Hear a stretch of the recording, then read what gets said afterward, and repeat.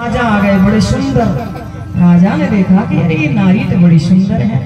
देवी आप कहाँ से आई हो, किसकी राजकुमारी हो, यहाँ क्यों भटक रही हो? उसने कहा मैं राजकुमारी किसी की नहीं हूँ, मुझे खुद नहीं पता कि मैं नारी हूँ, किसकी हूँ, किसकी पत्नी हूँ, किसकी पुत्री हूँ, मुझे कुछ भी याद नहीं है। इतना पता है कि अभी अभी ही कहीं से तो आई हूँ मैं।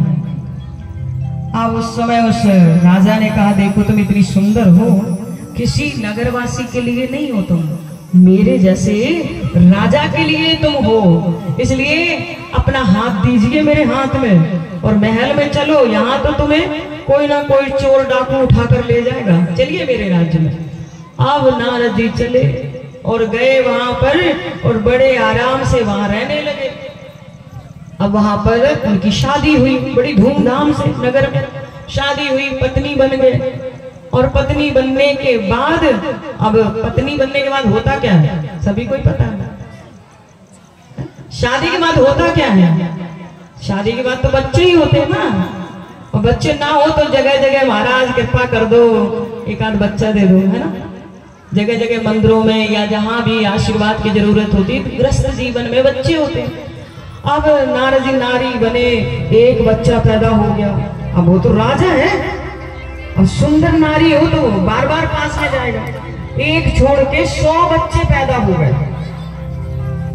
100 साल में 100 बच्चे पैदा हो गए और बच्चे बड़े बड़े युवक हो गए। और उसके बाद बच्चों की शादी हुई, बच्चों के बच्चे हो गए।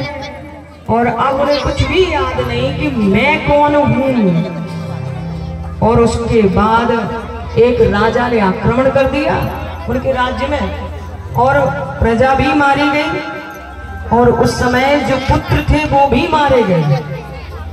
अब जो नारद जी नारी बने थे ना, नारद जी को कोई भी खा ले।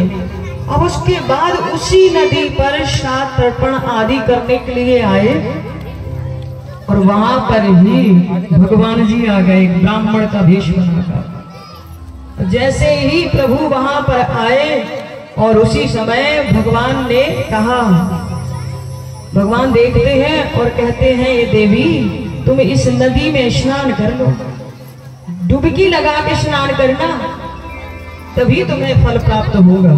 अब जैसे ही डुबकी लगाई तो ना कोई नारी ना वो शरीर, नारद जी पुनः उसी रूप में आ गए। और सब नारद बनते ही सब याद आ गया कि मेरी शादी हुई, मेरे बच्चे हुए, मेरा परिवार सब युद्ध में मारे गए, पति बचा है।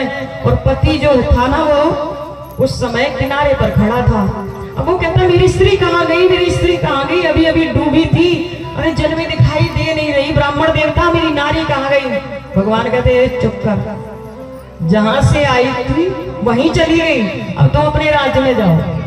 अब वो राजा चला गया। इधर देवशी नारद कहते प्रभु ये क्या किया आपने, मेरी तो नाक ही कटा दी। मैंने कहा था कि माया दिखा दो और आपने तो मुझे स्त्री बना के पूरी गृहस्थी दिखा दी। माया देखना चाहते थे, गृहस्थी नहीं देखना चाहते थे, नारी के दुख सुख नहीं देखना चाहते थे। भगवान कहते यही मेरी माया है। जो कहते हैं ना कि शादी हो जाए, शादी हो जाए, मेरी शादी होने के बाद पता चलता है कि शादी क्या होती है। कुमारों को तो यही लगता है ना शादी हो जाए।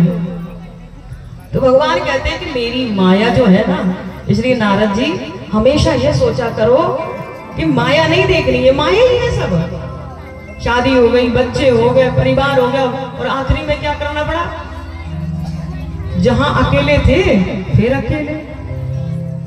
भगवान कहते हैं कि यही मेरी माया है, और मेरी माया से निकलने के लिए आपको क्या करना चाहिए, कहते हैं कि भजन करो, परंतु इच्छाएं मत बढ़ाओ। इच्छा बढ़ाने से अगर मनुष्य ये चाहता है ना कि मुझे ये मिल जाए वो मिल जाए, तो उसमें स्वयं ही फंस जाता है। तो भगवान ने देवशी नारद से कहा कि मेरी माया बड़ी प्रबल है, मेरी माया से निकलना बड़ा मुश्किल है।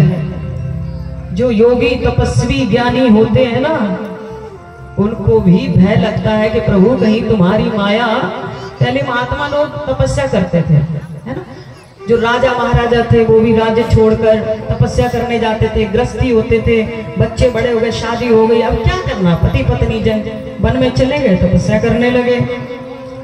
वहां आकर उस समय देवांगनाएं, बड़े बड़े ऋषियों के सामने देवांगनाएं नाचती थी, अप्सराएं, उर्वशी, मेनका, बड़ी बड़ी अप्सराएं आकर ऋषि मुनियों की तपस्या भंग करती थी। और उस समय उनकी तपस्या किसी की भंग हुई तो वो तो गया, परंतु जिसकी नहीं हुई वो परम ब्रह्म परमात्मा को संपूर्ण रूप से जान लेता था।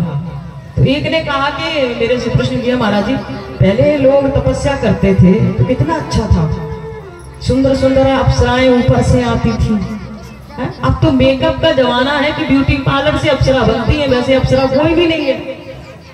तो मैंने कहा बात ये है, तुम तो साधारण नारी पर ही मोहित हो रहे हो, गली से कोई निकल जाए उसको ही अपना बनाने के लिए बेचैन हो, तो तुम इतने पावरफुल नहीं हो कि तुम्हारे लिए देवांगनाएं आए।